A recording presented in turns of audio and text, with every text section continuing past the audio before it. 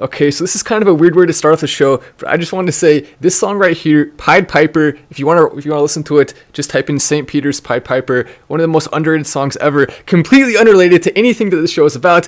I'm no way related to this at all, but I just think people should listen to it because it's a good song. So there you go. If you want to hear a good song, now you know where to go. But this comes as we are seeing a lot of optimism, specifically in reference to July when it comes to cryptocurrency. Right now, it's June, so we're not too far away. It's the 25th, I believe, currently. Only 6 days away or so from that first beginning parts of July. What are we going to see in that month? Well, there's a number of things, and one of them is a big meeting that's going to involve both Jack Dorsey and Elon Musk, as well as Cathie Wood all together, publicly in part of it, privately in another part of it. So that these people from Forex and Fortune are saying, and remember, this is not just some random article. This is Fortune, one of the biggest publications in the world. They have millions and millions of people reading this, a lot of reach, a lot of influence. They normally put a lot of research behind what they're saying, and they are right now coming in with this article talking about how cryptocurrency is going to go crazy, and specifically citing Elon Musk in this, which means Dogecoin going massively wild is not too far behind, and that's not even the only thing. We are also seeing in the chart, on top of this optimism coming in from articles where they're predicting July specifically to be a big month, we are also seeing a similar pattern starting to form. This right here is Bitcoin, and you saw that on the thumbnail, so we're going to go ahead and talk about it right now. Bitcoin has been doing about the same type of thing that it did a few months ago. Right here, we saw it for about 1 month. It stayed in that same level. Hopefully you can see the chart pretty well on the screen. It stayed around the same level for about a month in that $30,000 to $40,000 range. Then spiked up massively. A lot of that was from the Elon Musk Tesla announcement. Now it's come back down, and it's done the same exact thing that it did before, staying in that place for approximately 1 month, leading us to believe that we could be about to see another big breakout, hopefully upwards. Technically, it's possible if we do see some of the support start to break, that it could be a breakout downwards, but no matter what, it's not going to stay in this channel for much longer, and once the breakout starts, it's going to go heavily in that direction. I'm predicting we could see a big month for Dogecoin and Bitcoin as well. Dogecoin, a very, very, very similar type of pattern, a little bit more uncertainty when it comes to altcoins, a little bit more volatility. So Dogecoin has not stayed in quite the same percentage pattern, but it has overall followed a similar trend as Bitcoin, just with a more pronounced amount of volume, a more pronounced upward spike and downward spike. Also, it has kind of come out from that really low level to going up way higher. Bitcoin was already significantly higher percentage-wise in comparison to the spike. So a couple of things there to consider, but nonetheless, it's still definitely pretty dang cool. And here is where the real value of the Final Stand show starts to come in, because I have right now a stock for you that could be about to go pretty dang crazy, and I don't think it really will take much for this to happen. So the stock, TeraWulf and Iconics announced a merger agreement, paving the way for a U.S. publicly traded ESG-focused cryptocurrency mining company with plans to use 90% zero carbon energy. So basically what's happening here is that we are seeing TeraWulf, they are doing a merger with Iconics, which will now mean for the first time, we have a big company that is publicly traded that is involved directly in the business of cryptocurrency mining. Meaning that instead of having to set up all your own rigs, you can simply just buy into this in the open market and own a percentage of a company that is mining. This is happening right now. If you can already technically get a piece of it if you would like to, by going directly and looking at Iconics stock, currently at $18. It soared up a decent amount from around $10 after this news was starting to kind of circulate around. So some big things could be happening there. They only have a market cap, Iconics does, of $36.7 million right now. So pretty dang small in comparison to what it could be. I definitely have a lot of optimism in this. This could even go up percentage-wise more than Bitcoin by a good amount, because mining is really going to be extremely profitable, specifically right now because of all the mining that's happening in China that's being shut down. So with that, it's going to be fantastic to see. Also, we need the like button to get up there. What the heck are we doing? We have 1,000 people right now. The like button needs to be absolutely smashed. We only have approximately 100 because we have not reminded yet. But once we do that, I think it will get out to way more people. So let's see if we can make that happen and get that like button out to as many people as possible. So right down there, let's go all smash one time. The Hyperloop, whatever the heck you want to use, it definitely is worth the effort, I believe. Hey Matt, my daughter's second birthday is Monday. From Must I Work? Well, that's awesome to see. I remember the picture that you sent of your daughter holding the stuffed animal you bought with Dogecoin, which was awesome to see. But happy birthday to her. Give a shout out to my wife Raquel and my new dog. Tell them Kelly loves them and both to the moon. Well, of course, Kelly loves you. And shout out to you guys, as we just got the likes up, which should mean in only a couple of minutes here, we'll get the views up as well. It works really well that way. It works fast. And speaking of things that get views up and get likes up, Jeff Bezos, a petition to get him to stay in space. As we know, he's going to be doing a trip to space soon. The first person behind a major company like that is going into space. It's pretty interesting to see, but this petition, he should stay there. Don't let him back. Oh no. Oh no, what's wrong? What's wrong? Is Jeff Bezos gonna have to stay in space? Well, according to this petition, I guess maybe he will be. That's pretty dang funny. I'm not sure who came up with that, but whoever did, thanks for giving me a laugh.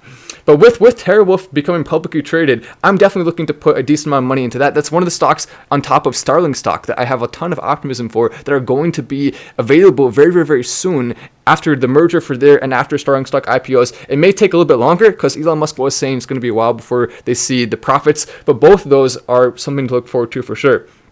As well as we see Tanzania C-Bank says it is working on president's crypto push.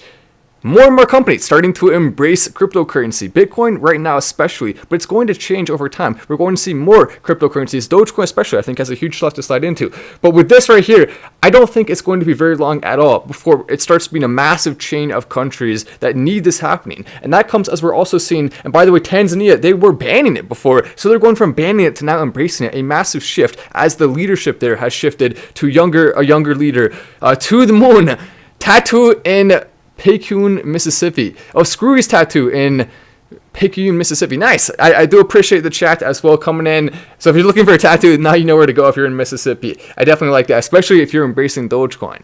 If you're accepting it, that would be the best thing to do for sure right now. And so what I was saying though about El Salvador is they're now looking at giving every single citizen in El Salvador $30 in Bitcoin, which is worth approximately 180 billion or so dollars because they have about 6 million people there. So they're actually giving a pretty dang large amount of money to the people in Bitcoin in El Salvador. Their GDP is approximately 27 billion, which is a small amount 180 million is in comparison to 27 billion, and I think will definitely spur their economy. That's a smart thing to do. Some people were saying, I wonder if this is all ploy to make Bitcoin and cryptocurrency look bad if it fails. Well, this right here suggests that no, they're actually taking this very seriously and they want to move it forward.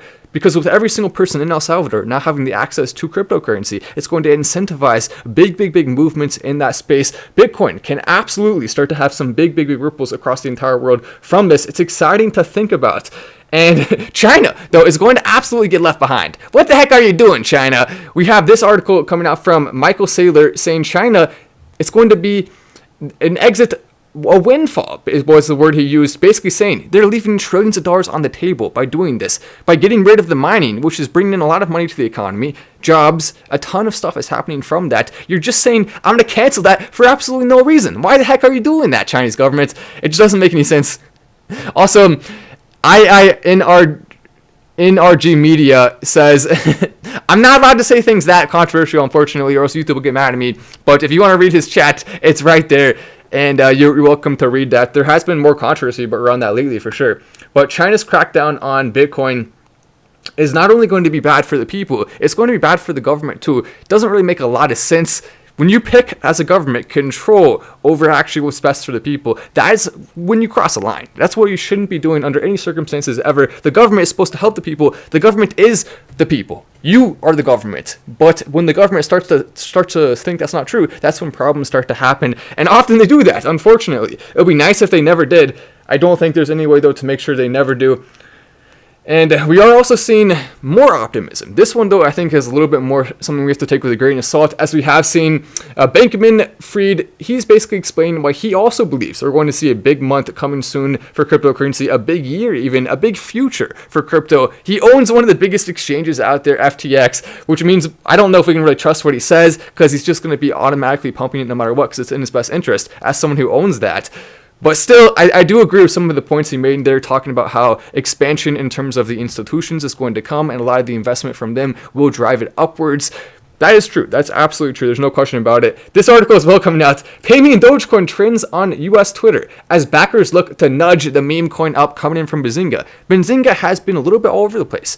I've been talking to them some behind the doors, behind the scenes, I guess you could call it. We've been talking about different things that are positive for Dogecoin. They made a couple articles that were negative. What it comes down to is they have different writers. Some of them like Dogecoin, some of them don't. We definitely have this one, so in particular, Mr. Warrior, he definitely is on the pro Dogecoin train, which is cool to see. And he's talking about our hashtag that we started with hashtag pay me in Dogecoin to go back and start up against the pay me in Bitcoin. It was pretty funny too, because pay me in Bitcoin was #1 on trending.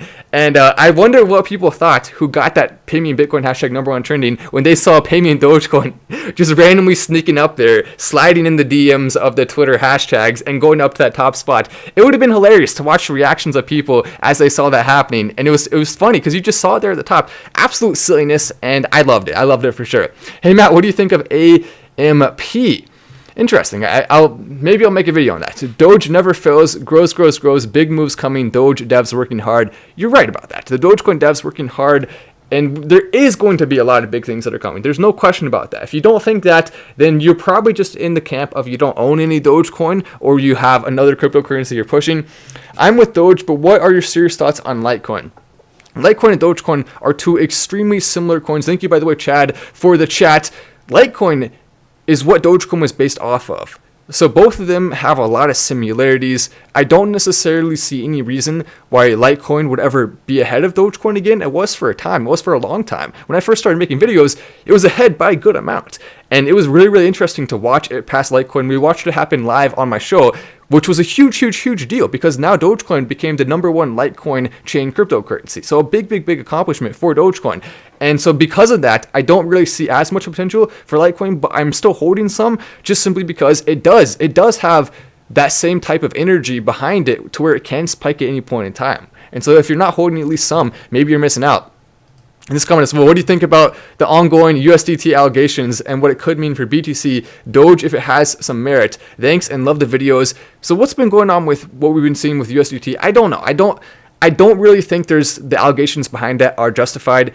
I mean, there is some evidence that it could be something we have to worry about, that allegedly they may be taking some of the money out directly. I haven't seen enough of that though to have a concern. So for now, I'm on the page of, okay, let's not worry about it until we see more that we have to worry about. Plus on top of that, if you look at the crypto rankings right now, I can show you. The crypto rankings, I think, paint a very clear picture of that right now.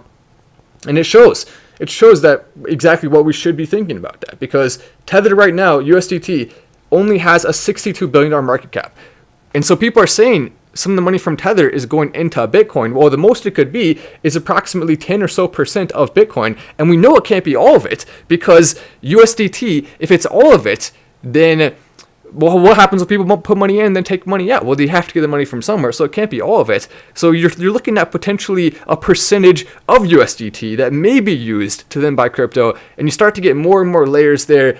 At some point, you have to realize, okay, well, how many layers does it have to be before it doesn't even make sense to make the accusation anymore? If we were talking about 500 billion in Tether, I would be way more concerned. But because it's such a small number right now, and it has been as high as 80 billion, especially if crypto's dipping, it has been a little higher. Still, though, it hasn't, I don't think, ever gone above 100 billion. At least, I'm 99% sure that we've never seen any coin that was a stable coin to the US dollar go above 100 billion in market cap. Once that happens, then we can maybe talk about being concerned. Until then, though, I don't think we should be, especially since even if that was true, it would likely be spread across multiple cryptos, so it would be even less of an impact. The people saying you should worry about that are, I guess, to some degree justified, but not enough to really cause actual concern, I don't think. 4,070 Dogecoin and holding strong. I love it. And yes, Billy did buy some Doge. That's good to see as well. Don't Doge the question from Jerry. Thanks for the follow on Twitter. Which question did you ask? Sorry, I'm not. Which one? Doge Nation 2022. Oh yeah, some people saying they don't like Jack Dorsey. I think Jack Dorsey has definitely been getting a lot more dislike lately, and some of it is rightfully so. And I think Jack Dorsey has an opportunity right now to really come forward and make some changes on the things that he needs to make a change on, and then he can definitely get in the good graces of some more people. But yeah, the amount people are upset at him does come from actual things he did that he maybe shouldn't have done. Everyone makes mistakes. If he wants to come and make amends for the mistakes he's made, I think that would be the best thing he could possibly do right now. Elon Musk, on the other hand, has made a lot more fun stuff. Elon's made mistakes too, everyone has. But I think Elon Musk is definitely more in the favorability rating camp than any other billionaire right now is, and Jack Dorsey is included in that. Bradley Stephenson coming with the chat as well. See, Elon Musk, we want him to come back from space. Jeff Bezos, 120,000 people saying he should stay up there. Maybe we shouldn't tempt the Bitcoin maxis though. They may start a petition to get Elon Musk to stay in space too. They may do it. They may try to do it. They don't like Elon too much anymore after he caused it to go down some. even though he was the one who caused it to go up too. But I guess that's not important anymore. Bought more Doge today. Oh yeah, did you guys see Elon Musk tweeting out about Bitcoin maxis the other day? I thought that was pretty funny. He's just making jokes. It's okay. You don't have to worry. It's just a joke. Bitcoin maxis. We're still on it together. I still have a lot of Bitcoin. A lot of people have a lot of Bitcoin. I think most cryptocurrency investors have at least some Bitcoin. The majority of us have a lot. And so because of that, it's in all of our best interest to make it go forward. But if you're not even open to the altcoins, then you're definitely missing out. So there's definitely a line to walk there. But Matt, what do you... So sometimes 69 is a meme. Sometimes it actually, I think it's possible in the long run. I've explained why, but yeah, sometimes it is a meme. You're right. About to launch my YouTube channel in 15 minutes. Want to announce this on the channel that got me into crypto to begin with. Wicked Raw Crypto Tanker. Oh, nice. That's awesome. If you guys want to go subscribe to our channel, I'll definitely be checking out your videos when you post them. Being on Final Stand, challenge to do more with my life, Matt. That's awesome. But anyway, I'm Matt Wallace. This is Final Stand, and I will see you in the next video.